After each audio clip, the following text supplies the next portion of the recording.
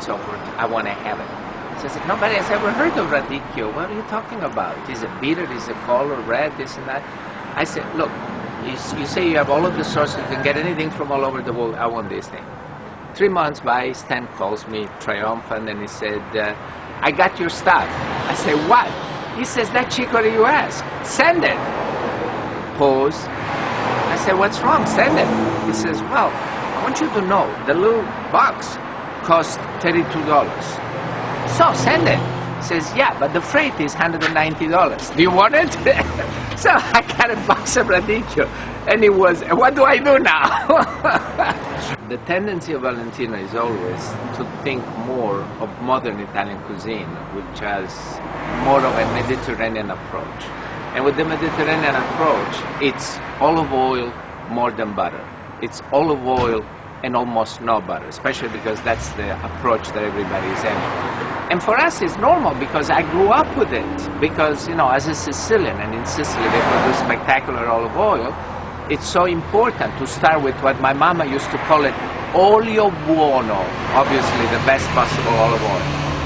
And I cannot even tell you how many tens of gallons of oil we go through in our restaurant because we don't know otherwise. There is now an approach to health, an approach to having absolutely everything the cleanest, the healthiest, that if people will find out that for a few dollars more they can have something that could be biodynamic, organic, absolutely perfectly put in the bottle, they will go for it. Because it's a small market, but we want the small market because it comes from small artisan, because it comes from small production. So it's all connected.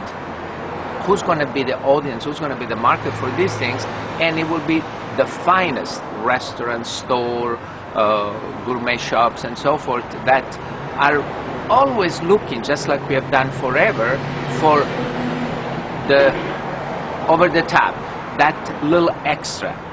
Who is the Roccorti? It's easier to say he's bigger than life because he is. I've always been mad at him because the walking encyclopedia that he is should capitalize on being one of the most prepared, one of the most revered, and one of the most knowledgeable person in the industry and in any industry. One of the greatest things about Daryl is that one day the conversation was about the Pope, and he can talk about Pope better than anybody in the Vatican. Another time the conversation was about a part of Sicily that was invaded by the Arabs and went through different domination, and he knew exactly the chronology. Of course, everybody knows about the Madeira tasting when he fingered and pointed exactly at where it was and the vintage that it was.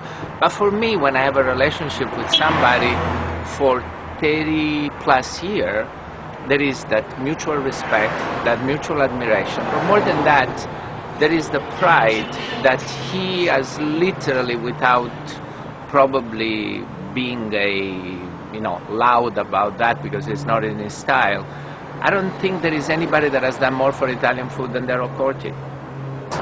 It makes sense to know more than just what we put in our mouth. And first of all, it's romantic, it's exciting. Second, it has a logic, it has a history, it has a chronology. It didn't happen by mistake. There has been a research, there has been a legacy that goes generations, that goes from artisan to artisan. There is the fact that a lot of these things will disappear.